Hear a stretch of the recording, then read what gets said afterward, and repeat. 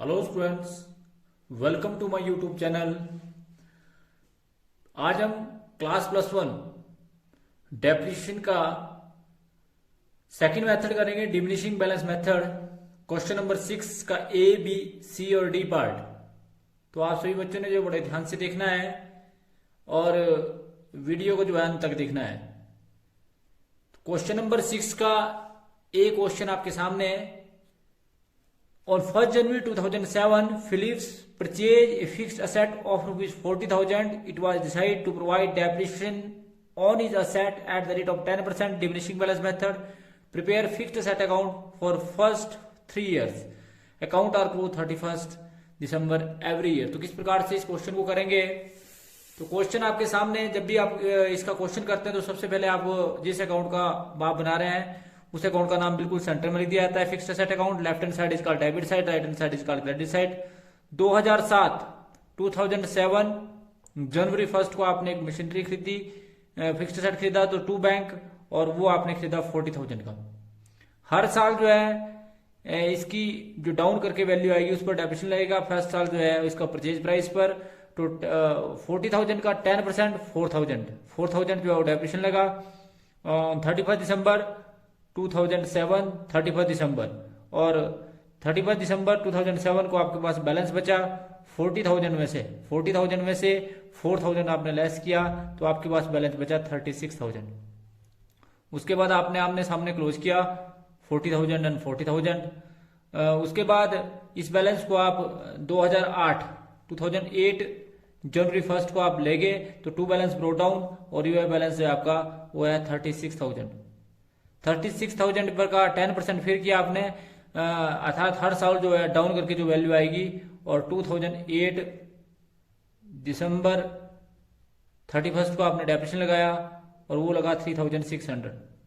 इसी तारीख को आपके पास बैलेंस बचेगा 36,000 में से 3,600 आप घटाएंगे तो 36,000 में से जब आप 3,600 घटाएंगे तो आपके पास बचेगा 32,400। बैलेंस आपके पास बचेगा 32,400। उसके बाद आप ऑन 1 जनवरी 2009, क्योंकि 3 इयर्स का आपको बनाने को बोला है, तो 2009 में आपके पास बैलेंस बचेगा 32,400।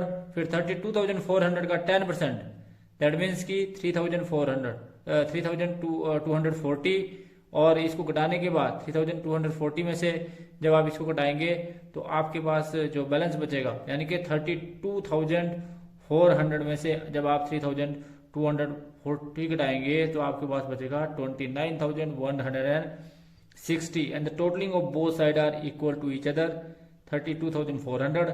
और आपके पास 2010 में जनवरी 1 में जो बैलेंस रहेगा मशीनरी का वो बचेगा 29,160 और जो ये आपका आंसर है। तो ये था जी आपका क्वेश्चन नंबर 6 का ए, जो आपने समझा कि बड़ा सिंपल क्वेश्चन है कि हर साल जो वैल्यू डाउन करके आई उस पर आपने डेप्रिसिएशन लगाया। उसके बाद हम 6 का बी क्वेश्चन करेंगे। तो 6 का बी क्वेश्चन जो है इस प्रकार से है। तो ऑन फर्स्ट क्वेश्चन नंबर 6 का B, on 1 January 2006 Verma agro fab purchase a plant of ₹70,000 and spent 10,000 on its installment. It was estimated that residual value of plant is on and of its working life of 10 years will be ₹15,000. Prepare plant account for years charging 10% depreciation on diminishing balance method. तो सबसे पहले जब भी आप question number 6 को अगर आप ध्यान से समझें तो आपको पता होना चाहिए कि आपने एक प्लांट खरीदा 70,000 का, तो उसमें आपने 10,000 रुपये खर्च किए और उसके बाद आपने देखा कि ये 10 साल इसकी वर्किंग लाइफ है और ये 10,000 के बाद जब ये बिल्कुल बेकार हो जाएगा तो 15,000 का बिक जाएगा।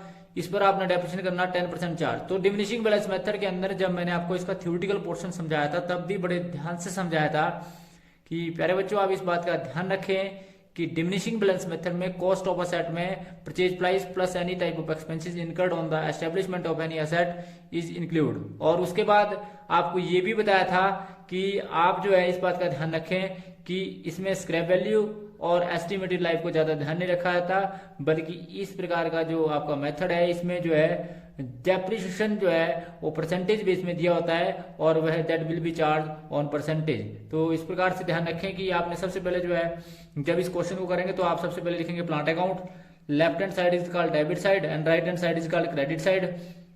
पहला कॉलम डेट का, फिर पर्टिकुलर्स का, फिर लेजर फोलियो, फिर amount in rupees, date, particular, ledger folio, amount in rupees. तो इस प्रकार से आपने ये खरीदा। जब आपने इसको खरीदा तो जब आपने खरीदा इसको तो सबसे पहले तो आपने इसकी एंट्री करी टू बैंक, और आप सभी जानते हैं कि आपने इसको 70,000 में खरीदा और 10,000 इस पर खर्चा किया, तो टोटल जो आपकी इसी कॉस्ट हुई वही 70,000 प्लस 10,000 दैट इज 80,000। तो 80,000 का आपने इसको खरीदा। 80,000 का खरीदने के बाद आपने इसमें डेप्रिसिएशन लगाया। खरीदा कब आपने 2006 जनवरी 1 में, फिर आपने इसमें डेप्रिसिएशन लगाया 31 दिसंबर को। एवरी ईयर जो 31 दिसंबर है उसमें डेप्रिसिएशन लगेगा, तो 2006 दिसंबर 31 को आपने डेप्रिसिएशन लगाया बाय डेप्रिसिएशन अकाउंट, और क्योंकि आपने 10% लगाया तो 10% होता है 8,000।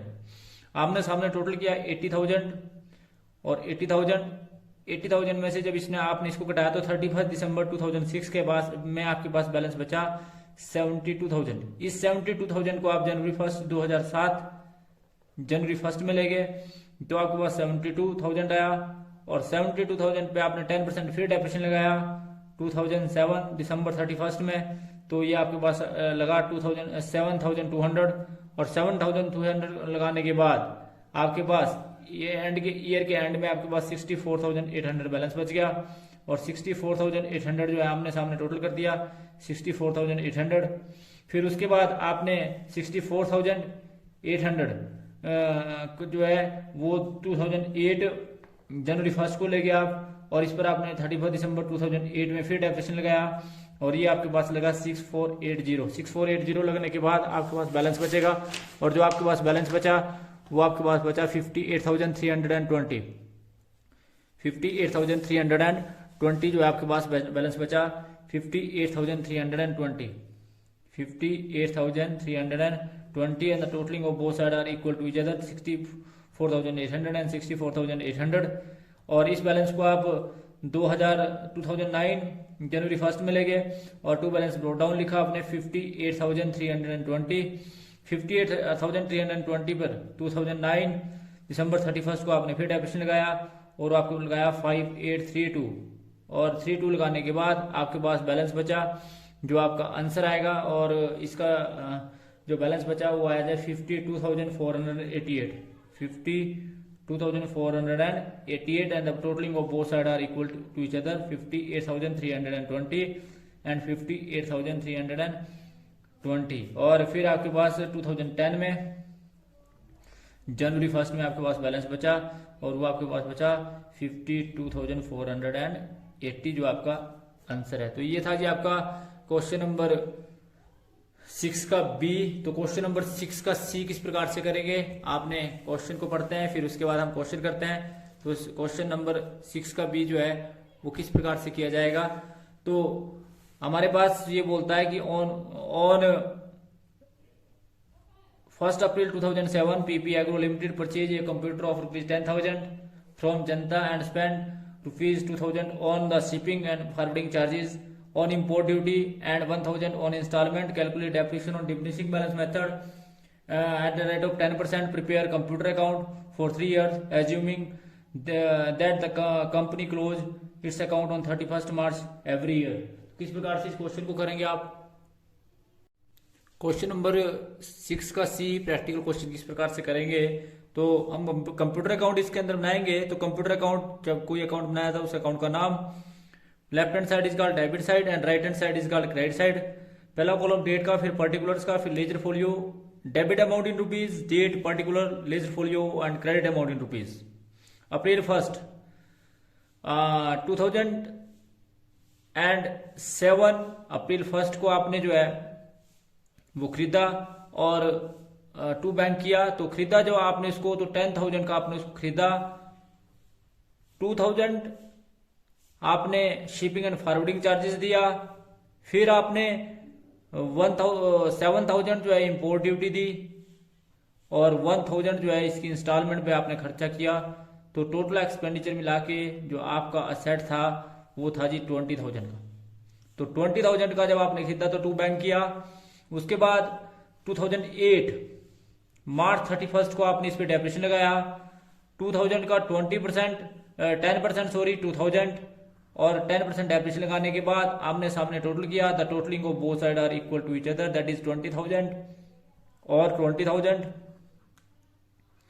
20,000 में से 2000 घटाया तो आपके पास 18,000 बैलेंस बच गया। इस 18,000 के बैलेंस को आप ले गए और 2008 अप्रैल 1 में आपने एंट्री करी, जिस पर आपने 2009 मार्च 31 को डेप्रिसिएशन लगाया। और जब आपने डेप्रिसिएशन लगाया तो आप सभी जानते हैं कि इसका 10% जो होता है 1,800, 18,000 का 10% 1,800। आमने सामने टोटल किया, totalling of both side are equal to each other, that is 18,000 और 18,000 में से 1,800 घटाया तो 16,200 आपके पास बैलेंस बच गया 31 मार्च 2009 को।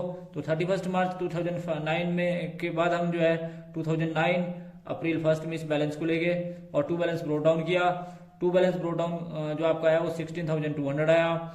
फिर आपने इस पे डेप्रिसिएशन लगाया, कब बोला 2010 मार्च 31, और जब आपने इस पे डेप्रिसिएशन लगाया तो इसका जो डेप्रिसिएशन हुआ वो हुआ जी 1,620, दैट मीन 16,200 का 10%। और 31 मार्च 2010 को आपके पास बैलेंस बचा और जो बैलेंस बचा वो बचा 14,580। The totalling of both side are equal to each other, that is 16,200 and 16,200। तो इस प्रकार से ये क्वेश्चन नंबर 6 का सी था। उसके बाद हम क्वेश्चन नंबर 6 का डी करेंगे, क्वेश्चन पढ़ते हैं, जिससे उसके बाद हम इसका क्वेश्चन करेंगे। तो क्वेश्चन जो है वो इस प्रकार से है, on 1 January 2006 Jalota enterprise purchase a machine for ₹20,000। On 1 July 2007 a second machine was purchased 10,000. On 1 January 2008 a third machine was purchased 5,000. The firm depreciate its machinery 20%. Diminishing balance method show machinery account and depreciation account for 4 years. तो किस प्रकार से जो है आपने 3 machinery खरीदी, एक आपने 1 जनवरी 2006 को खरीदी, एक 1 जुलाई 2007 को और एक 1 जनवरी 2008 को, और थर्ड मशीनरी जो है आपने खरीदी। तो इस प्रकार से आप सभी जानते हैं इस पर जो है वो 20% डिमिनिशिंग बैलेंस मेथड के अंदर डेप्रिसिएशन लगेगा। किस प्रकार अलग अलग मशीनरी पर किस प्रकार से डेप्रिसिएशन लगेगा वो आपके सामने क्वेश्चन। तो सबसे पहले तो आप जब क्वेश्चन करेंगे तो आपने खरीदी शुरू में मशीनरी 2006 में, तो 2006 में जब आपने मशीनरी खरीदी तो आपने इस पे डेप्रिसिएशन लगाया। तो 2006 जनवरी 1 को आपने एक मशीनरी खरीदी टू बैंक, और वो खरीदी जी आपने 20,000 की, 20,000 की खरीदी। 20,000 का 10% डेप्रिसिएशन लगाया 31 दिसंबर को 2006 को, 31 दिसंबर को आपने डेप्रिसिएशन लगाया बाय डेप्रिसिएशन अकाउंट। तो 20% 20,000 का 20% 4,000 और आपके पास 16,000 जो है वो बैलेंस आ गया। आमने सामने टोटल किया 20,000 और 20,000। उसके बाद आपने एक मशीनरी खरीदी, एक पहली मशीनरी का बैलेंस 16,000 था आपके पास। फिर आपने दूसरी मशीनरी जुलाई यानी कि 2007 में जनवरी 1 में आपके पास बैलेंस था। फिर 2007 जुलाई 1 को आपके पास एक और मशीनरी खरीदी 10,000 की, तो आपने इस पे डेप्रिसिएशन लगाया। पहली मशीनरी पे डेप्रिसिएशन लगा 3,200, 16,000 का 200, और दूसरी मशीनरी पे साल का 2,000 और 6 महीने का 1,000। दैट मीन्स की जो पहली मशीनरी पे साल का जो डेप्रिसिएशन लगा वो 3,200 और 16,000 का 20% और 10,000 का 20% 2,000 और 6 महीने का, क्योंकि जुलाई से लेके दिसंबर तक का डेप्रिसिएशन लगा ये आपका 2007 दिसंबर 31 और बाय डेप्रिसिएशन किया आपने। बाय डेप्रिसिएशन जब आपने लगाया तो आपका जो टोटल डेप्रिसिएशन लगा वो लगा 4,200। फिर आपके पास मशीनरी का बैलेंस बचा, पहली मशीनरी का 16,000 में से 3,200 घटाया तो आपके पास 12,800 आया, और दूसरी मशीनरी का जो बैलेंस आया वो 9,000 आया, और जब आपने इसका टोटल किया तो ये आपके पास आया 21,800, और totalling of both side are equal to each other and that is 26,000 और 26,000। उसके बाद आप सभी जानते हैं कि आपने 1 जनवरी को मशीनरी के बैलेंस लिखे, जिसमें अलग अलग मशीनरी का इसका 12,800 और इसका 9,000 दूसरी मशीनरी का, और टोटल जो किया आपने वो आपके पास आया 21,800। फिर आपने एक मशीनरी और खरीदी जनवरी 1 को ही कब बोला 2008 में, जनवरी 1 में जब आपने जो मशीनरी खरीदी वो खरीदी जी आपने 5000 की। तो आप अगर आप तीनों मशीनरी का बैलेंस का डेप्रिसिएशन लगाएं तो पहली मशीनरी पे जो डेप्रिसिएशन लगा वो लगा जी 4360, पहली दो मशीनरी पे यानी कि 21,800 का और 12,800 प्लस 9,000 पे, और दूसरी मशीनरी पे 5,000 का 20% 1,000। तो ये आपके पास 4360 ये 4,360 तो पहली मशीनरी पे लगा और 1,000 जो है वो दूसरी मशीनरी पे लगा। अगर दोनों को सबको जोड़ते हैं तो सारा डेप्रिसिएशन जो लगा वो आपका 5360 लगा। फिर आपने बैलेंस निकाला, बैलेंस जो है वो सारी मशीनरी का जो टोटल मिला के बैलेंस आया 21,440 रुपए, और आपने इसका जोड़ा तो आपके पास आया 26,800 और 26,800 the totalling of both side are equal to each other. उसके बाद जनवरी 1 2009 जनवरी 1 को आपने टू बैलेंस ब्रोट डाउन लिखा और वह लिखा 21,440। फिर आपने डेप्रिसिएशन लगाया और इसका 20% आया जी आपके पास 4,288। फिर आपने इसका बैलेंस निकाला, बैलेंस कैसे निकाला 21,440 में से 4,288 घटाया तो आपके पास बैलेंस बचा 17,152 and the totalling of both side are equal to each other that is 21,440। ठीक है जी। उसके बाद आपने क्या किया जी, इसका डेप्रिसिएशन अकाउंट बनाया। जब आपने इसका डेप्रिसिएशन अकाउंट बनाया तो डेप्रिसिएशन अकाउंट बनाते समय आपने कुछ बातों को ध्यान में रखा, और सबसे पहले डेप्रिसिएशन अकाउंट ऊपर लिखा left hand side is called debit side, right hand side is called credit side. Depreciation के हर साल जो है मशीनरी कम हुई, तो कितनी साल की मशीनरी कम हुई, पहले तो आपने 2006 में दिसंबर 31 में टू मशीनरी करा, टू मशीनरी आपने की जितना आपने डेप्रिसिएशन लगाया, पहले साल डेप्रिसिएशन लगाया 4,000। फिर आपने इस राशि को प्रॉफिट एंड लॉस अकाउंट में ट्रांसफर कर दिया दिसंबर 31 में, तो bye profit and loss account 4,000। फिर आपने सेकंड ईयर में 2007 में दिसंबर 31 में फिर आपने डेप्रिसिएशन लगाया टू मशीनरी, और ये लगाया जी आपने सेकंड ईयर में 4,200 दोनों मशीनरी पे। फिर आपने इसको 2007 दिसंबर 31 को जो है ट्रांसफर किया bye profit and loss account में, P&L अकाउंट में, और ये भी 4,200, और टोटलिंग जो है आप उसमें बराबर करते रहे हर बार। ठीक है जी। उसके बाद जो है आपने 2008 में दिसंबर 31 में फिर डेप्रिसिएशन लगाया, और जो ये टोटल डेप्रिसिएशन लगाया वो लगाया 5360 यानी कि 5,360 टू मशीनरी। फिर आपने 2008 में दिसंबर 31 को इसको ट्रांसफर किया bye profit and loss account, और ये किया जी आपने 5360। फिर 2009 में दिसंबर 31 को आपने टू मशीनरी करी, और ये आपने 4,288 को जो है आपने फिर ट्रांसफर करा by profit and loss account में 31 दिसंबर 2009 में ही, तो by P&L account profit and loss account. और जब आपने इसको ट्रांसफर किया तो आपने इसकी एंट्री करी थी 4,288। ये जो ट्रांसफर की एंट्रियां ये 31 दिसंबर की हैं सारी, 2008 की भी दिसंबर 31 की, और ये भी 2008 की 2009 की दिसंबर 31 की जो एंट्रियां हैं। और उसके बाद आपने इसका आमने सामने जो है डेप्रिसिएशन अकाउंट का भी टोटल किया। तो इस क्वेश्चन के अंदर आपका मशीनरी अकाउंट और डेप्रिसिएशन अकाउंट था, किस प्रकार से जो है आपने एक या एक से अधिक मशीनरी पर डेप्रिसिएशन लगाया, उसको किस प्रकार से चार्ज किया जाएगा, उसको आपने बड़ा डिटेल में देखा।